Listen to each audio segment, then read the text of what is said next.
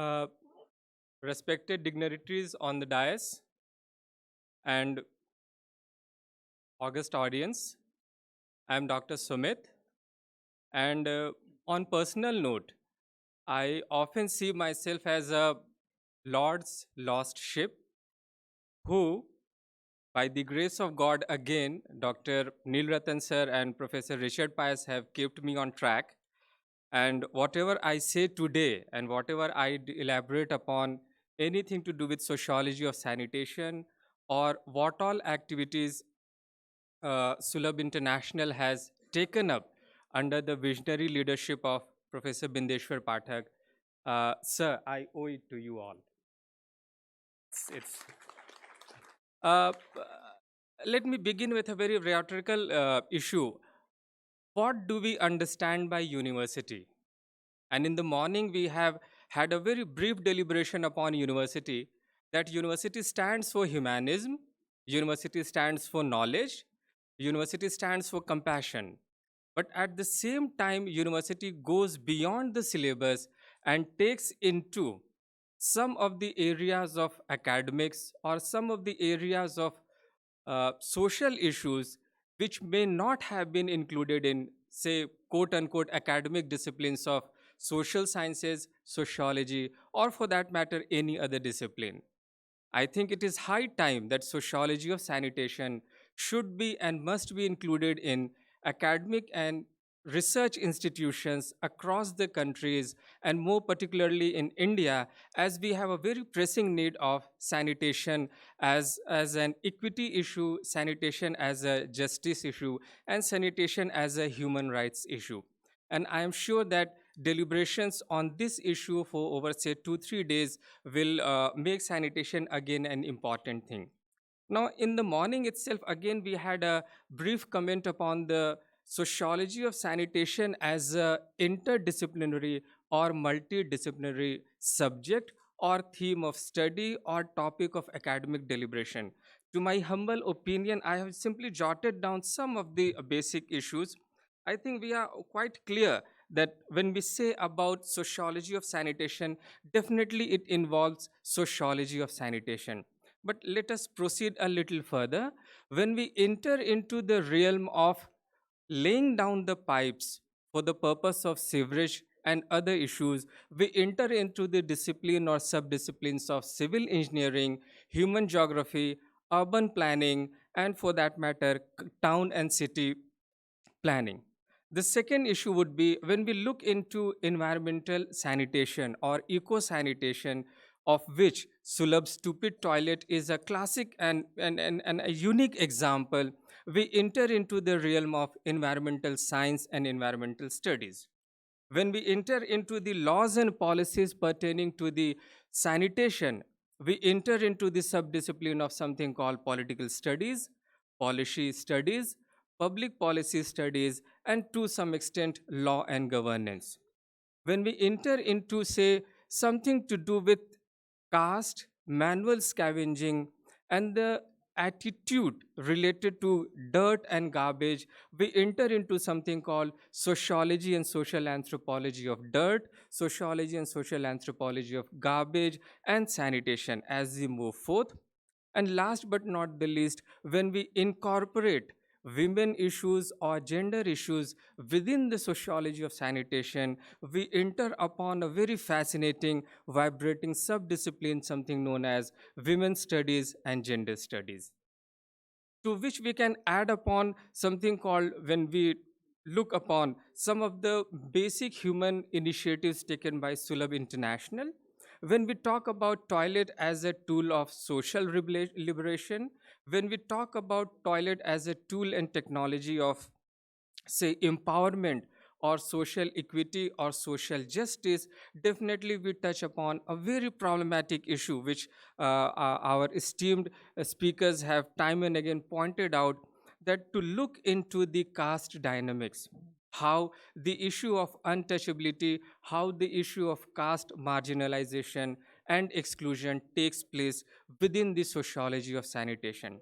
And in there, we enter upon something called exclusion studies, and we look into how caste dynamics operates in sociology of sanitation. So these were some of the disciplines of or sub-disciplines which I thought upon to look into.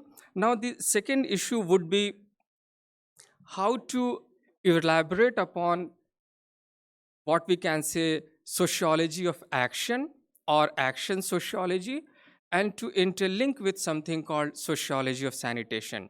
When we talk about action sociology, we move forth books, written texts, theories, and concepts. And what we intend to do at that point of time is to integrate those theoretical and conceptual tools and techniques within the realm of practice. And I think that is where the discipline of social works comes very handy. Now, what happens is that we take up a theoretical issue or stand, and then we tend to apply that across the society and look into it, how does it make sense. So in that way, if we can look upon something called, say, uh, bringing something called toilet within the academic and public discourse. I think one of the most unique contribution of Sulabh International in general and Dr. Bindeshwar Pathak in particular is to bring toilet into the academic discourse, public discourse, and most importantly at the global and international arena. It is so because we really need to look upon the issue of dirt, danger, purity, and impurity, these kind of attitudes or perceptions related to or associated with toilet and sanitation. And that is something we really have to appreciate and take note of it. Now, let me see how it works. See, it took very long time for European sociology to understand that there is something called South Asian sociology, Indian sociology, Canadian sociology, or for that matter, any other sociology.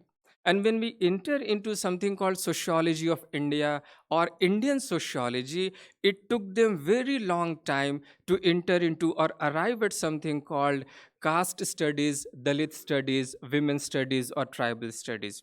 But we do have paper on social exclusion, marginalization, sanitation, sociology of health and hygiene. Now, it's a very humble request. Whenever you look into any of the syllabus, you will not find something called toilet in that. And it is very surprising because that is one thing which we come across on our day to day basis. And from there upon, the caste and caste system discourse takes place.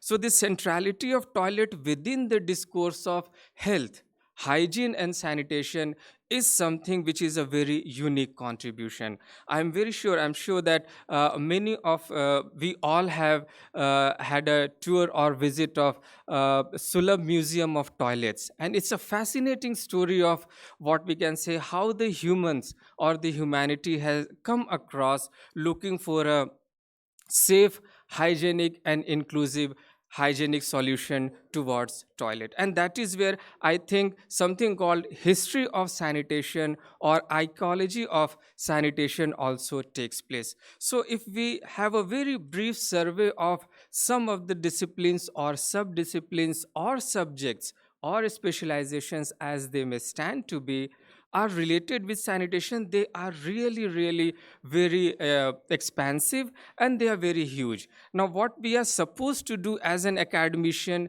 when we interact with the young students, or for that matter, the students of the contemporary society or community, we need to make them aware or sensitize them that sanitation is a very crucial element of human beings, healthy human beings, or for that matter, humanity at large.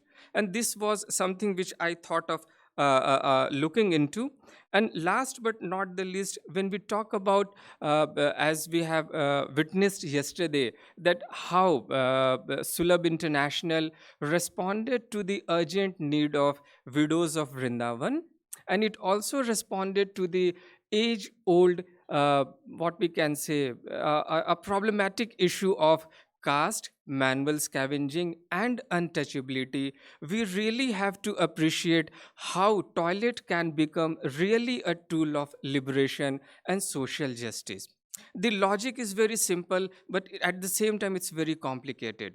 See, the absence of sanitation or toilets, or for that matter, the presence of dry latrine, results into the subhuman or inhuman practice of night soil carrying. This is the first argument.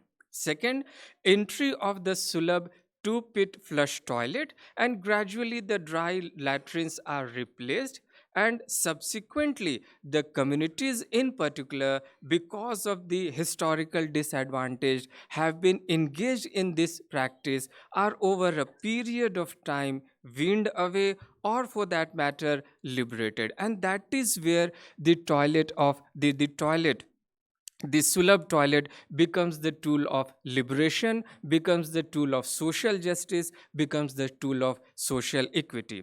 And if you wish to elaborate upon how caste and manual scavenging and the untouchability operates within the framework of something called caste and caste system, maybe just a few lines in Hindi would be enough. It goes something like this. In the morning, our honorable former vice chancellor sir was saying how caste needs to be added. It's something like this. What was that? Something goes wrong. What? I just forgot. Uh, no, it's over. It's just water. It's goes like this.